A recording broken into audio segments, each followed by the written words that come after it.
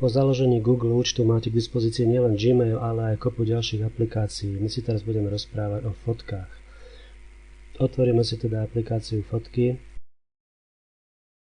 A ak ste tam ešte žiadne nedali, ak ste v tejto aplikácii poprvýkrát, prebehne takéto krátke oboznámenie, že čo tá aplikácia poskytuje, čím disponuje.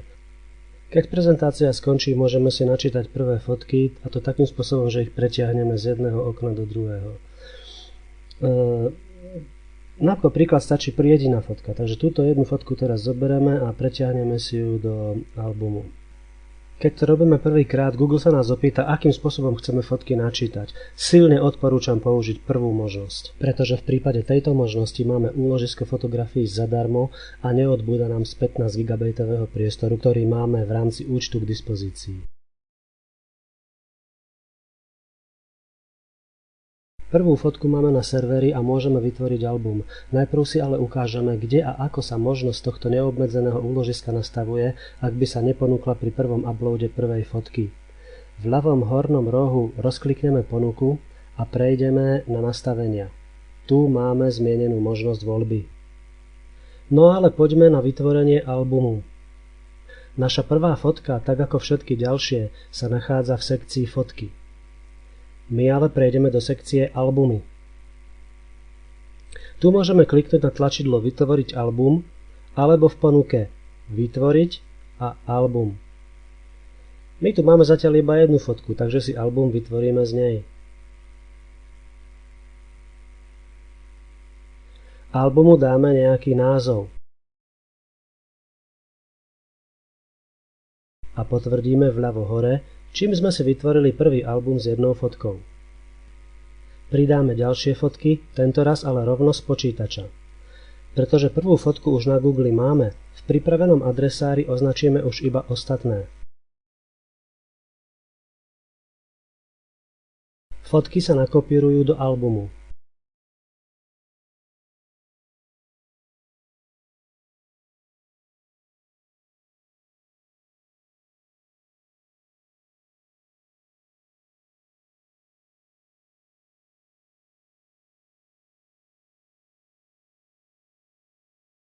Vidíme, že v sekcii Albumy už máme Môj prvý album. Fotky sa primárne nachádzajú v sekcii Fotky. Tam sú ale zoradené podľa dátumu od najnovšej po najstaršiu. Pred fotením si treba správne nastaviť alebo skontrolovať dátum a čas vo fotoaparáte. V albume si poradie fotiek môžeme zmeniť. Najprv klikneme do názvu a potom fotku pretiahneme na iné miesto.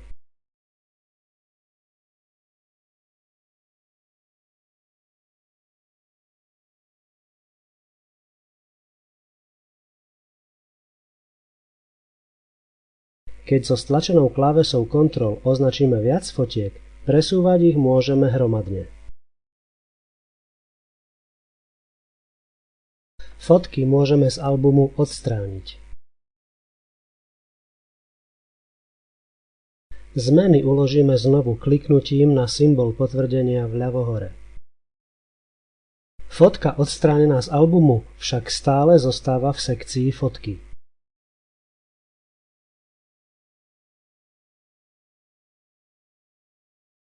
Ak fotku chceme vymazať nenávratne, v sekcii Fotky ju hodíme do koša.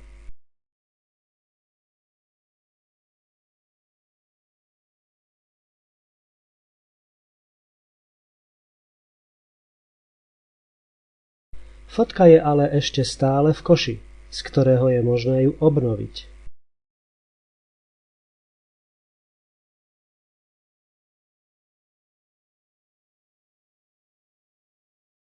Až keď vysypeme kôš, fotka je nenávratne vymazaná. Fotky si z Google môžeme stiahnuť späť do počítača. Buď si ju označíme v albume a potom v ponuke klikneme na príkaz Stiahnuť,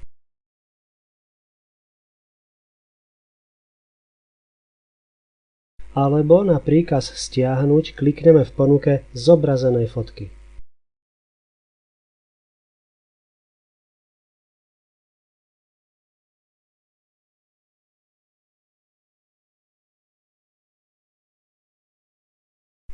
Fotografie sú na Google uložené v plnej kvalite s kompletnými metadátami, takže aplikáciu Google Fotky môžeme používať ako bezplatné a kapacitne neobmedzené úložisko pre svoje fotky. V albume si môžeme napríklad nastaviť titulnú fotografiu albumu.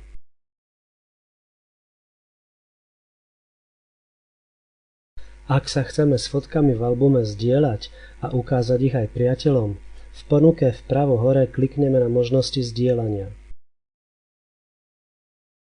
Zapneme príkaz zdieľať a v nasledovných možnostiach to, čo nám vyhovuje. Ja napríklad nepovolujem žiadnu spoluprácu. Vygenerovaný odkaz si môžeme skopírovať a poslať ho mailom.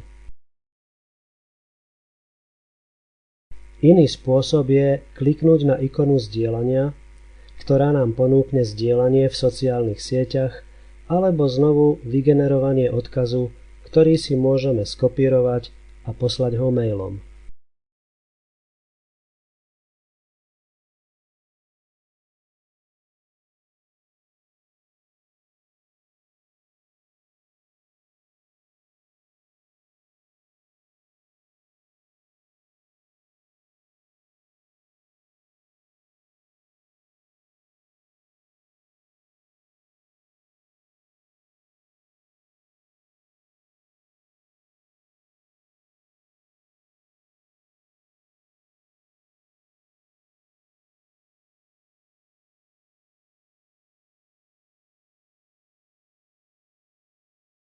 Táto aplikácia okrem iného ponúka napríklad aj možnosť zobrazenia základných informácií o fotke, akými sú model fotoaparátu, clona, čas, priblíženie a ISO.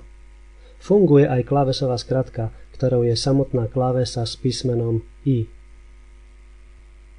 Fotografie sú na Google uložené v plnej kvalite s kompletnými metadátami, takže aplikáciu Google Fotky môžeme používať ako bezplatné a kapacitne neobmedzené úložisko pre svoje fotky. Ak sa stane, že vľavo hore chýba šípka doľava, z albumu výjdeme klávesou Escape, ktorá je v ľavom hornom rohu klávesnice.